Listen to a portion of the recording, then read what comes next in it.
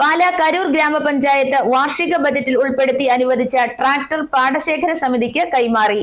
Panchayat president Anasya Raman flag off ചെയ്ത ട്രാക്ടറിന്റെ ഉദ്ഘാടന കർമ്മം നിർവഹിച്ചു.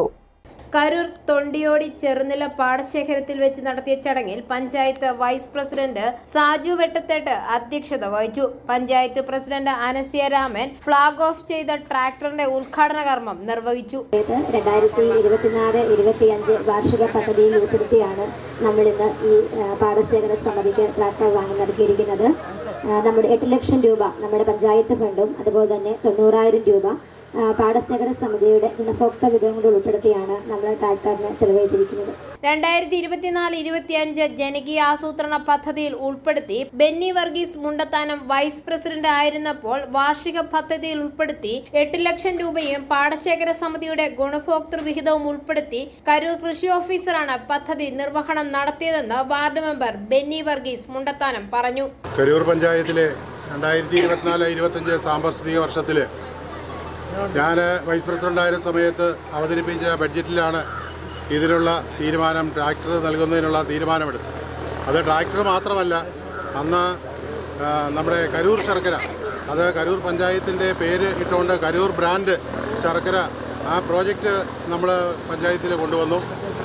അങ്ങനെ 2 പ്രോജക്റ്റുകളാണ് മെയിനായിട്ട് നമ്മൾ പഞ്ചായത്തിൽ കഴിഞ്ഞ തവണ അവതരിപ്പിച്ചതിൽ ഇപ്പോൾ പഞ്ചായത്ത് നമ്മുടെ പാടശേഖര സമിതി ആവശ്യപ്പെട്ടതനുസരിച്ച് ആണ് നമ്മൾ ഈ പദ്ധതി അവർക്ക് വേണ്ടി നൽകിയത്. ഇപ്പോൾ പ്രസിഡന്റ് പറഞ്ഞതുപോലെ 8 ലക്ഷം രൂപ പഞ്ചായത്ത് വിഹിതമായിട്ട് കാർഷിക മേഖലയിൽ നിന്നുള്ള വിഹിതമായ 8 ലക്ഷം രൂപ പഞ്ചായത്തിൻ്റെയും ഗുണഭോക്തൃ വിഹിതം 90,000 രൂപയും ഉപയോഗിച്ചാണ് നമ്മളിപ്പോൾ ഈ ട്രാക്ടർ വാങ്ങിയിരിക്കുന്നത്.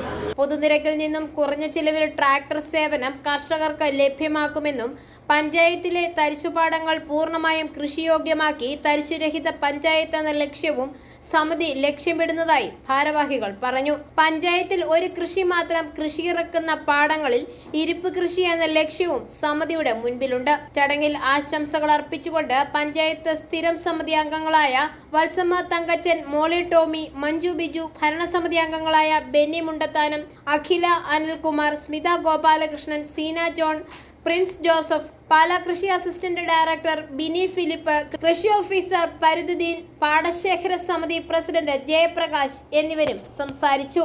ഐഫോറിയ ന്യൂസ്, പാലാ.